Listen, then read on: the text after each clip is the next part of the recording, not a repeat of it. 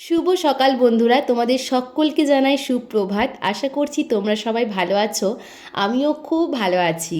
তো এখন তো আমার বাবার বাড়িতে বেশ সুন্দর দিনগুলো কাটছে আর সবার সাথে আনন্দ করছি। তার মধ্যে কীর্তন গান 24 প্রহর চলছে, সবই একটু একটু করে তোমাদের সাথে শেয়ার করছি।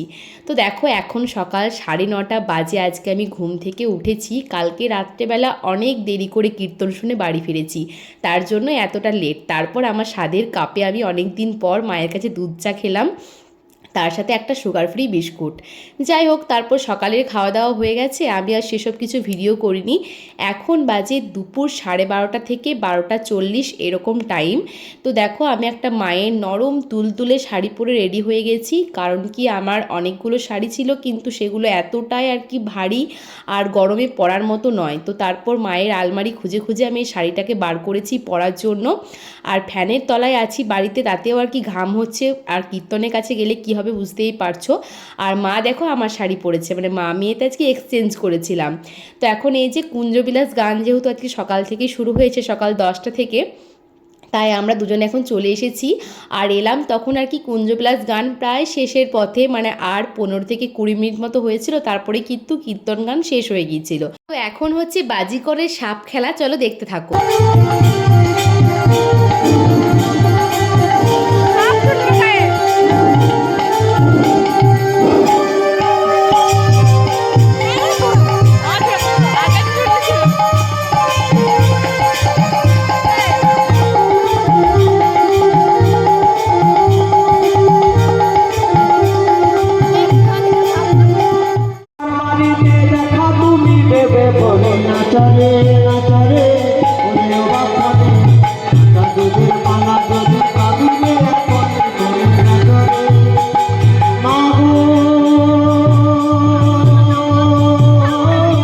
সাপ খেলাটা তোমাদের সাথে শেয়ার করব বলে কিন্তু একদম সামনে এসে বসেছি, কিন্তু বিশ্বাস করো বসতে একেবারেই ভালো লাগে না। আগের বছর কিন্তু আমাদের গায়ে সাপ ছুঁড়ে দিয়েছিল, ওই জন্য কিন্তু প্রচণ্ড ভয় পেয়ে গিয়েছিলাম। যদিও প্লাস্টিকের সাপ, কিন্তু আমার সাপে প্রচণ্ড ভয়।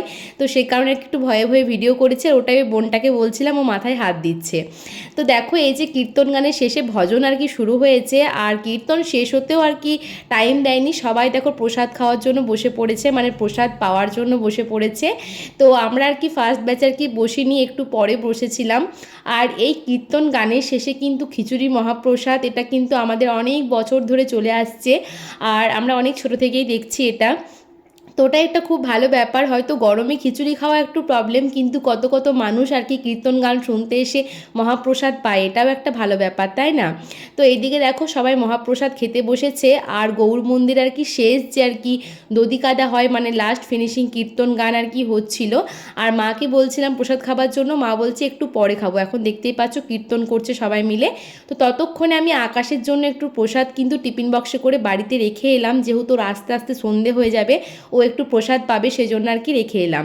আর ততক্ষণে দেখছি যে আমার খিচুড়ি, কুমড়োর সবজি, টক সমস্ত কিছু দিয়ে চলে গেছে। মানে মানে মা আর মাসি সবাই মিলে আমার পাতা করে রেখেছিল, তো খিচুড়ি প্রসাদ দিয়ে চলে গেছে। আর এরপর বোঁদের পায়েস ছিল, তো সেটা শেয়ার করা হয়নি। তো বন্ধুরা, এখন বাজে দুপুর 3:30। তো এইমাত্র আর কি খাওয়া দাওয়া করে বাড়িতে এলাম মন্দির থেকে। মানে এতটাই গরমে পুরো নাজেহাল অবস্থা লাগছে। তো চলো এখন নিচে গিয়ে রেস্ট করি। এখন তো 3:30 বাজছে, আবার 5:30 কি 6টার দিক করে ধুলোট বেরোবে। ধুলোটটা কিন্তু কমিটি থেকে ঠিক করা হয়নি, ধুলোটটা আমরা পাড়ার কয়েকটা মেয়ে মিলে কালকে ঠিক করেছি, ধুলোট বার করা হবে। যে এক নামে দলটা ছিল, সেই দলটা তো আর কি চলে যেত, তো এক নামে দলটাকে আর কি রাখা হয়েছে ধুলোট বার করার জন্য। আর রাত্রেবেলা বাউল গান আছে। তো আজকে আর কি সারাটা বিকাল থেকে রাত পর্যন্ত বেশ এনজয়মেন্টেই কাটবে। তো আর সবাই মিলে প্রথমে ঠিক করা হয়েছিল যে লাল পা সাদা শাড়ি পরে সবাই মিলে বেরোবো, কিন্তু সবাই বলছে যে না, লাল পা সাদা শাড়ি তো নেই। স্বাভাবিক ব্যাপার, আগে থেকে জানা না থাকলে। আমারই যেমন লাল পা সাদা শাড়ি শ্বশুরবাড়িতে রয়ে গেছে। তারপর আমি সবাইকে বললাম যে না ঠিক আছে, তাহলে হলুদ শাড়ি পরা যাক, মানে হলুদের সাথে যে কোনো কম্বিনেশন আর কি। তার হলুদ শাড়িটা সবার কাছে পেয়ে যাবে, মানে মাগুলোর কাছে পাওয়া যাবে, যেমন আমার মায়ের কাছে হলুদ শাড়িটা আমি পেয়ে যাবো। তো সেরকমই ব্যাপার আর কি। তো সবাই মিলে সেটা আর কি মতামত ঠিক হয়েছে যে ঠিক আছে, সবাই মিলে তাহলে হলুদ পরে বেরোনো হবে, কীর্তন গানের সাথে আর কি ধুলোট করা হবে। তো এই আর কি। তো চলো এখন নিচে যাই, প্রচণ্ড গরম, উপরতলায় থাকা অসম্ভব ব্যাপার। আর তারপর তখন বারান্দায় কথা বলছি ফ্যান বন্ধ করে। তো চলো এখন আমি নিচে গিয়ে একটু রেস্ট করি, আবার বিকালে যখন রেডি হয়ে মানে বেরোবো ধুলোটার জন্য, তখন আবার দেখা হচ্ছে। চলো এখনকার মতো বাই।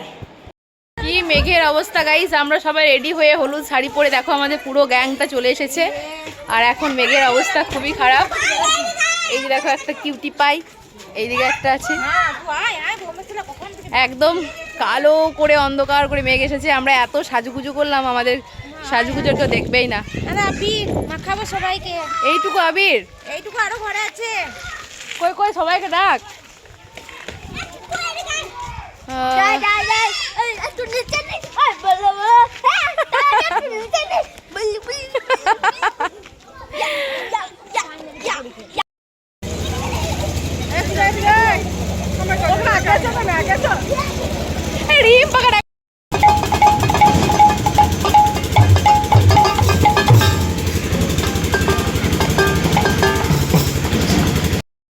স্বাগতম।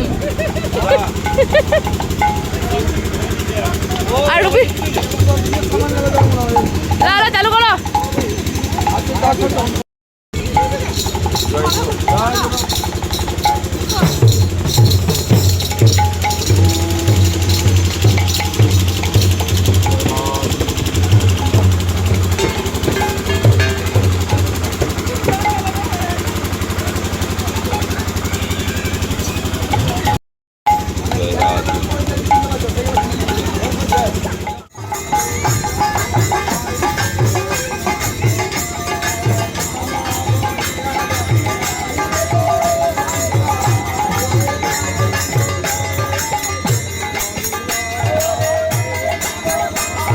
এখানে তো ধুলোটের কীর্তন শুরু হয়েছে আর আমরা সবাই মিলে আবির মাখামাখি করছিলাম।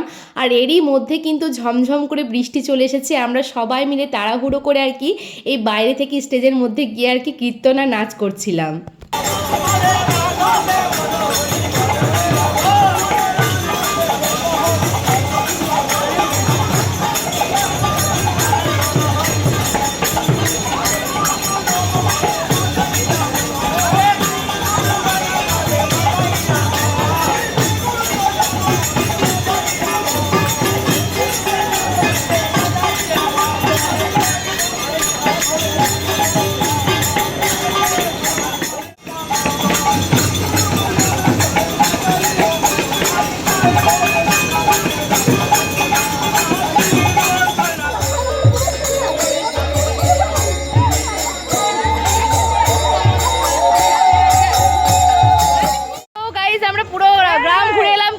কারেন্ট ছিল না, তাই ভিডিও করতে পারিনি। আমরা আবারও যথাস্থানে ফিরে চলে এসেছি আমাদের পাড়াতে ব্রহ্মচারী মন্দিরে। আর পূজা দিয়ে অটোমেটিক নেচেই যাচ্ছে, গান ছাড়াই নাচি আমি, গান ছাড়াই নাচছে, তাল ছাড়াই নাচছে।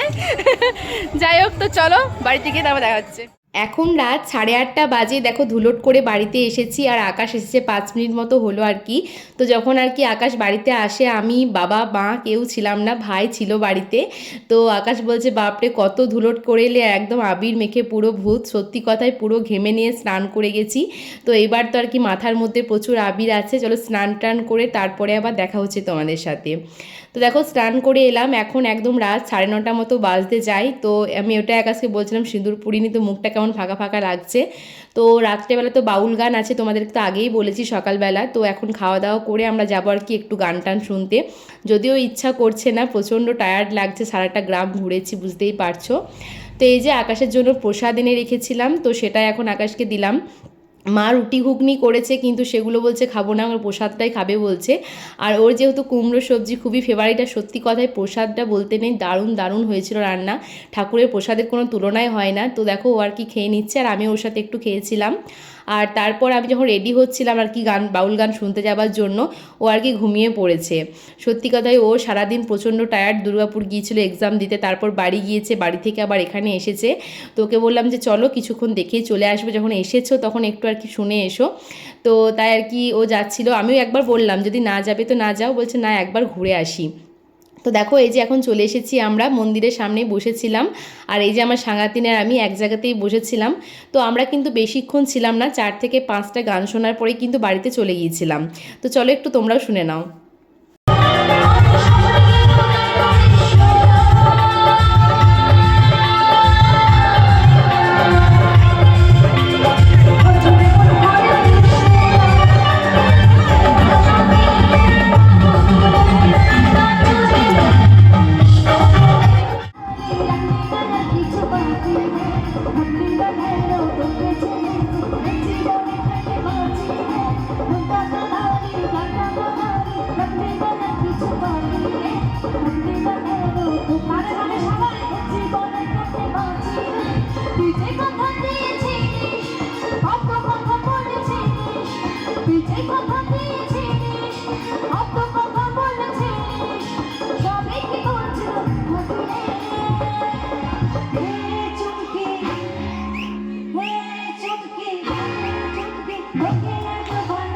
Hey,